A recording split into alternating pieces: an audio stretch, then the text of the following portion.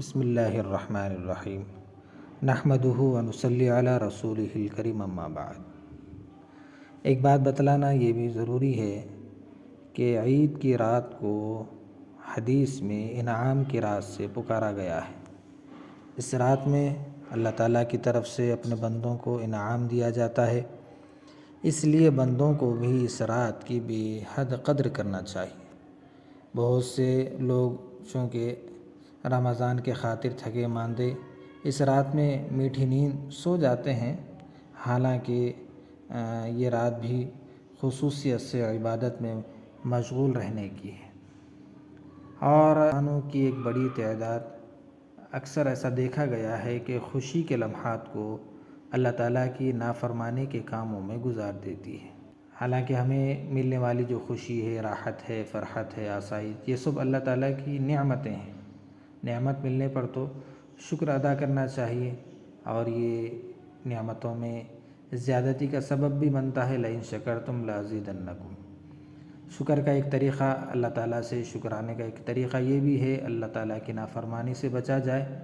بدقسمتی کہیے کہ نعمت ملنے پر خوشی منانے کے لیے عام دنوں کی بنسبت اس رات میں یا دوسری خوشیوں میں گناہ زیادہ کیے جاتے ہیں۔ اسلام تو ہمیں خوشی منانے سے منع نہیں کرتا، لیکن خوشی منانے کا طریقہ ایسا ہو جس میں اللہ عز و جل، رسول اللہ صلی اللہ علیہ وسلم کو ناراض کرنے والا کوئی کام بھی نہ ہو۔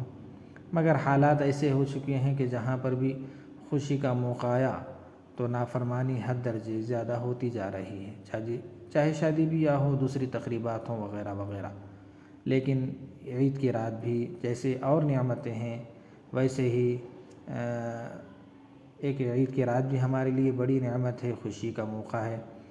بدقسمتی سے ایک تعداد اس عظیم نعمت کو اللہ تعالیٰ کی نافرمانی میں گزار رہی ہے، حالانکہ اس رات میں بہت زیادہ فضائل ہیں۔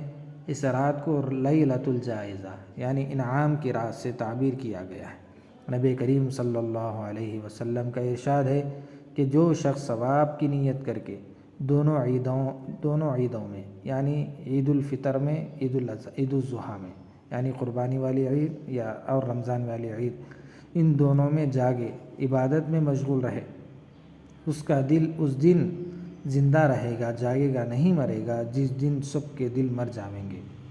ایک تو اس سے مراد علماء نے فتنہ اور فساد کا وقت مراد لیا ہے جس میں ایمان کی مخالفت زیادہ کی جائے گی۔ دوسرا قیامت کے دن کہ سب کی روحیں بے ہوش ہو جائیں گی، اس کی روح بے ہوش نہیں ہوگی۔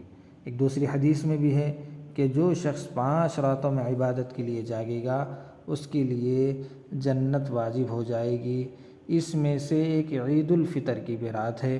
اسی طرح امام شافعی رحمۃ اللہ علیہ نے بھی کہا ہے کہ 5 راتیں ہیں ایسی سال میں آتی ہیں کہ جس میں قبولیت کا بہت زیادہ موقع ہے، اس میں سے دونوں عیدین کی بھی راتیں ہیں۔